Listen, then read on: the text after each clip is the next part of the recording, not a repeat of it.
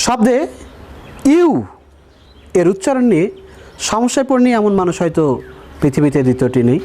আমরা সবাই কম বেশি ইউ এর উচ্চারণ নিয়ে সমস্যায় পড়ি শব্দে। আজকের ভিডিওটি মূলত ইউ এর উচ্চারণ কখন, কেমন হবে, কিভাবে হবে সেই বিষয় নিয়ে আলোচনা করব। এবং আপনারা যারা ইউ এর উচ্চারণ নিয়ে বিড়ম্বনায় পড়েন, আজকের ভিডিওটি দেখলে আশা করছি আপনার সেই বিড়ম্বনাটি দূর হবে এবং আপনার আশেপাশের মানুষকেও আপনি এই বিড়ম্বনা থেকে মুক্তি দিতে পারবেন। তাহলে দর্শক, চলুন শুরু করা যাক ইউ এর উচ্চারণ বিধি। ইউ এর উচ্চারণ কখনো কখনো আয়ের মতো হয়, যেমন আঙ্কেল, আর্জেন্ট বা আন্ডারস্ট্যান্ড। এই শব্দগুলোতে ইউ কোথায় বসেছে?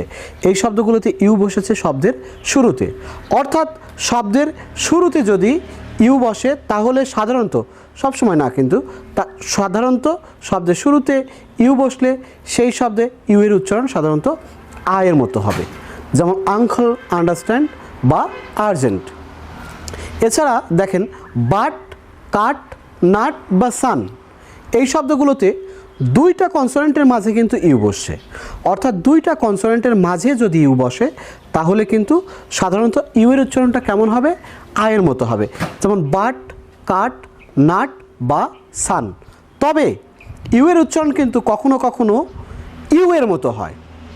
শব্দের শুরুতে বসলেও আমি কিন্তু আগেই বলেছি, শব্দের শুরুতেই সবসময় কিন্তু আয়ের মতো সাউন্ড হবে না। শব্দের শুরুতে অনেক শব্দ, যেমন ইউনিভার্সিটি, ইউনিয়ন বা ইউনিক, এই শব্দগুলোতে কিন্তু খেয়াল করে দেখেন ইউ এর উচ্চারণ কিন্তু আয়ের মতো হচ্ছে না। ইউ এর উচ্চারণ কার মতো হচ্ছে? ইউ এর মতো হচ্ছে। কেন হচ্ছে?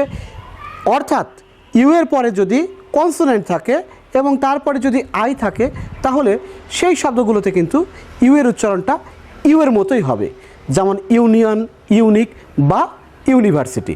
সাধারণত দুটি কনসোনেন্টের মাঝে যদি ইউ থাকে এবং তারপরে যদি ই থাকে তাহলে কিন্তু সাউন্ডটা ইউ এর মতো হবে, যেমন চিউন, টিউব বা কিউট। এই শব্দগুলোতে দুটি কনসোনেন্টের মাঝে ইউ এবং তারপরে কিন্তু ই ছিল, যে কারণে সাউন্ডটা হয়েছে একটু লং সাউন্ড, ইউ।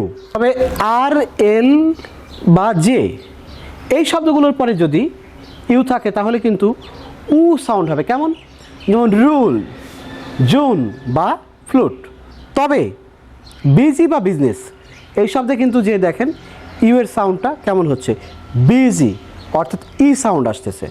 ধন্যবাদ সবাই।